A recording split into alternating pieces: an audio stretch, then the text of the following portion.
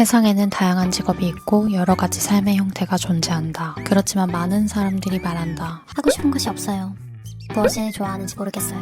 나 역시 오랜 세월 그런 마음으로 살아왔다. 이 사회 속에서 남들이 말하는 정답이 아닌 나만의 정답을 찾는 일은 정말로 어렵다. 아직도 내가 어떤 삶을 살게 될지는 모르겠다. 하지만 여러 번의 퇴사와 수많은 시도 그리고 다양한 경험을 통해 내가 원하는 삶의 형태와 방식은 점점 더 선명해지고 있다. 그렇게 나는 현재 억대 연매출을 내는 디지털 노마드가 되었고 호주에서 살아가는 지금 나의 행복은 인생 최대치를 찍고 있다. 오늘은 내 인생을 160만원짜리 계약직에서 대기업 공채 그리고 1인 사업가이자 디지털 노마드의 삶으로 이어지게 만든 세 가지를 소개해보려고 한다. 이 세 가지를 하면 후회한 점은 바로 딱 한 가지다. 빨리 시작할걸. 그럼 내 인생이 더 미치게 바뀌었을 텐데. 첫 번째는 바로 독서이다. 아, 또 저 소리. 진부하다, 진부해. 저걸 누가 몰라. 어렸을 때부터 부모님, 선생님, 친척, 사돈의 팔촌, 지나가는 옆집 아주머니까지 책을 읽어라, 마음의 양식을 쌓아라, 입이 마르고 닳도록 말하고 우리는 귀에 딱지가 않도록 들었다. 그렇게 나는 새해가 밝으면 독서 계획을 세웠지만 20년이 넘는 기간 동안 모든 신년 독서 계획을 실패했었다. 그 이유는 단순하다. 책을 읽으면 졸렸기 때문이다. 책을 읽으면 재미가 없었기 때문이다. 그렇게 독서와는 거리가 먼 인간으로 수십 년을 살아왔다. 그러던 어느 날 직장에 출퇴근하며 타던 지옥철, 핸드폰조차 마음껏 볼 수 없는 콩나물시루 같은 그 공간에서 심심함을 달래기 위해 오디오북을 듣기 시작했다. 그게 나의 독서의 시작이었다. 처음에는 사실 흥미도 없고 관심도 없었다. 베스트셀러에 가득 찬 자기계발서, 남들의 인생책이라 부르는 책들도 사봤지만 3장 정도 읽고 책상 한 구석에 그대로 진열해놨던 인생이었기 때문이다. 그때 처음으로 알게 되었다.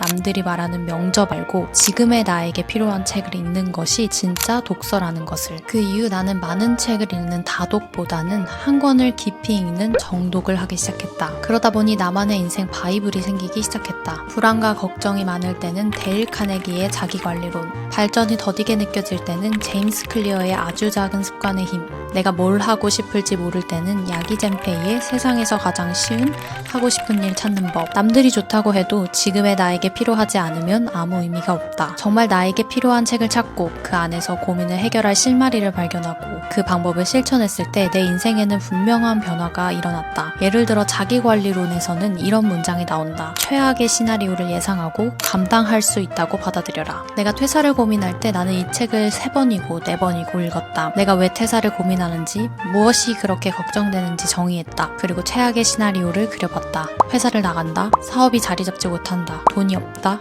집세를 못 낼 정도로 망한다. 이 시나리오에서 내가 감당할 수 있는지를 따져봤다. 돈이 없으면 아르바이트를 하면 되고, 그래도 부족하면 보험가로 들어가면 되고, 거기서도 해결되지 않으면 다시 취업하면 되는 것이었다. 그렇게 생각을 정리하고 나니 내 걱정과 불안은 사실 별게 아니라는 것을 깨달았다. 그리고 퇴사를 결정할 수 있었다. 그 결정이 내 인생을 완전히 바꿔놓았다. 마찬가지로 사업이 더딜 때는 아주 작은 습관의 힘을 읽었다. 어제보다 1%가 나아지면 1년 뒤에 37배의 성장이 온다. 그 문장을 읽으며 미래를 믿고 포기를 밀었고 다시 삶을 바뀌었다. 그리고 하고 싶은 일 찾는 법에서는 최근 화가 났던 일을 떠올려보라라는 질문을 받았었다. 나는 약속을 당일 파토낸 직장 동료가 떠올랐다. 남들은 별일 아니라고 여길 일을 나는 크게 분노했다.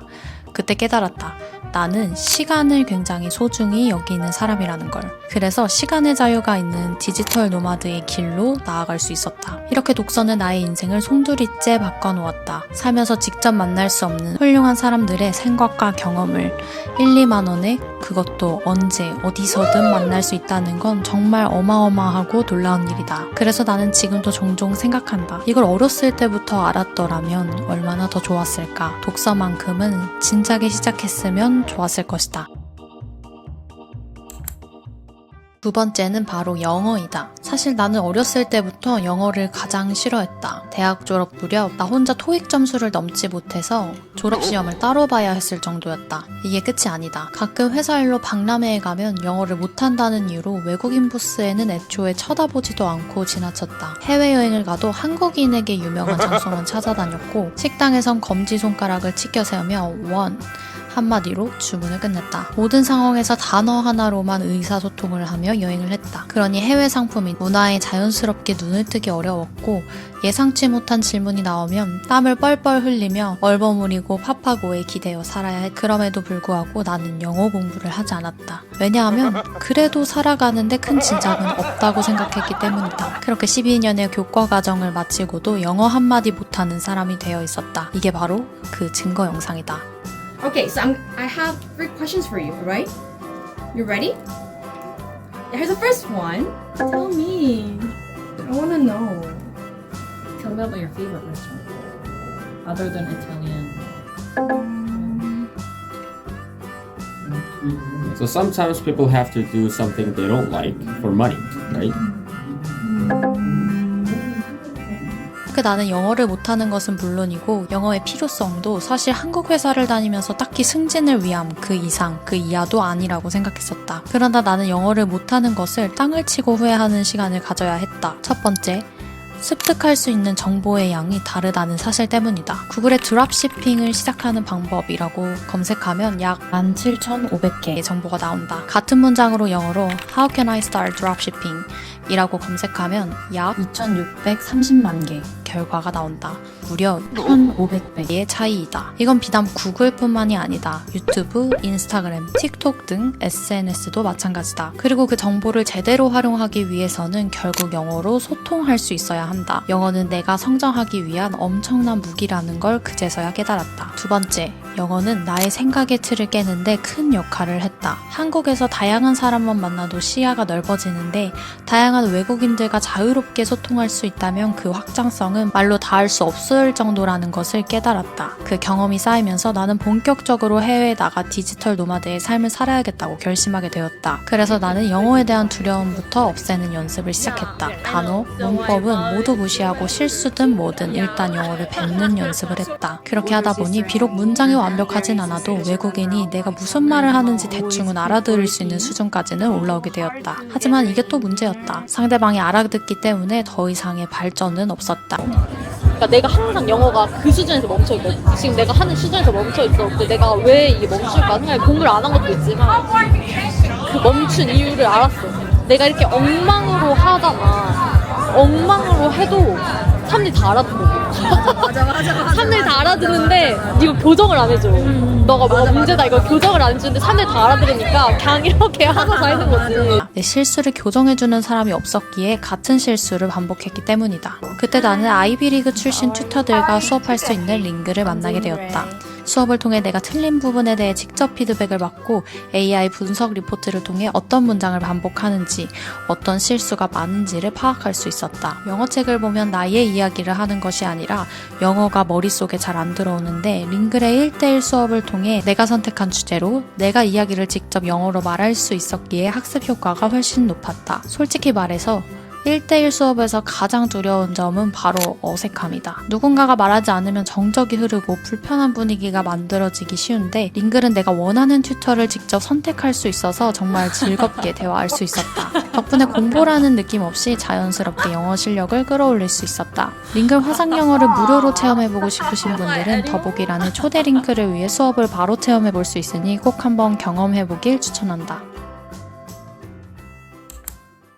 마지막 세 번째는 운동이다. 운동은 나의 인생에 큰 변화를 준 요소 중 하나다. 운동의 목적이 날씬하고 멋진 몸을 만드는 것일 수도 있지만 내 경우는 조금 달랐다. 건강한 몸에 건강한 정신이 기라는 말을 들어본 적이 있는가? 이 말은 그냥 멋진 문장이 아니라 과학적으로 증명된 사실이다. 운동을 하면 뇌에서 세로토닌이라는 호르몬이 분비된다. 세로토닌은 기분, 수면, 식욕 등을 조절하는 행복 호르몬으로 기억력, 집중력, 사고 능력까지 끌어주는 효과가 있다. 반대로 몸이 지치고 체력이 바닥나면 나도 모르게 짜증을 잘 내거나 예민해지곤 한다. 그래서 체력 관리와 건강 관리는 결국 삶을 행복하게 만드는 일이며 운동은 삶의 질을 높이는 중요한 열쇠가 된다고 믿는다. 내가 살아오면서 무기력하고 의욕이 사라졌던 시기에는 항상 운동을 멈췄던 시기가 겹쳐 있었다. 시간이 없어서 못해 라는 핑계를 자주 댔지만 돌이켜보면 내 인생에서 가장 발전을 이뤘던 시기는 오히려 가장 바빴던 시기였다. 그때 나는 새벽에 일어나 러닝을 하고 출근했으며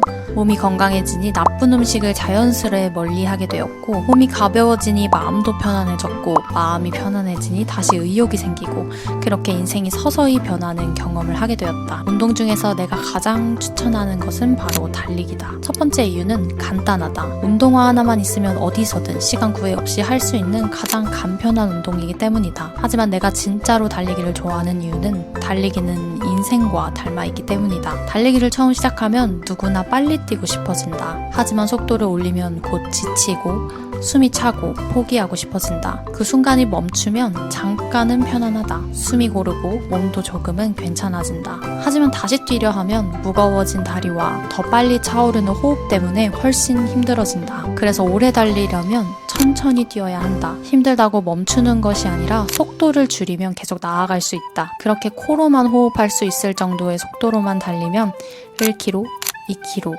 3km, 어느새 10km 이상도 지치지 않고 뛸 수 있는 사람이 되어 있다. 그리고 하프 코스 이상의 거리를 뛰게 되면 또 다른 것을 깨닫게 된다. 혼자서 20km 이상을 달리는 건 정말 외롭고 지친다. 단거리는 혼자서도 갈 수 있지만 장거리는 함께 가는 사람의 존재가 엄청난 힘이 된다. 누군가와 함께 뛰는 것, 함께 걸어가는 것의 힘은 생각보다 훨씬 크다. 이처럼 달리기는 인생과 닮아있다. 우린 빨리 성공하고 싶어 하지만 급히 달리면 지치기 쉽고 포기하면 잠깐은 편하지만 결국 후회가 밀려온다. 다시 시작하는 건 훨씬 더 어렵다. 그래서 오래 가기 위해서는 빠르게가 아니라 천천히 꾸준히 나아가야 한다. 힘들면 멈추는 것이 아니라 속도를 조절하는 것이 중요하다. 그리고 더 멀리 가고 싶을 때는 동료와 함께 가야 한다. 포기하지만 않으면 결국 우리는 각자의 결승점에 도달하게 된다. 그 결승점은 1등을 가리는 곳이 아니라 완주한 모두가 승리자가 되는 지점이다. 나는 달리기와 운동을 통해 그런 삶의 자세를 배웠고 이 감정과 여정을 더 빨리 알았더라면 얼마나 좋았을까 하는 생각이 들었다. 결국 삶은 아주 작은 선택과 습관들이 쌓여 만들어진다. 책 한 권을 읽고 영어 한마디를 내뱉고 운동화를 신고 밖으로 나가는 그 순간들이 내 인생을 조금씩 바꾸고 있었다. 그 작은 변화들은 결국 나를 전혀 다른 삶의 길 위에 올려놓았다. 혹시 지금 무언가를 시작해야 할까 망설이고 있다면 천천히 작게라도 한 걸음 내디뎌 보길 바란다.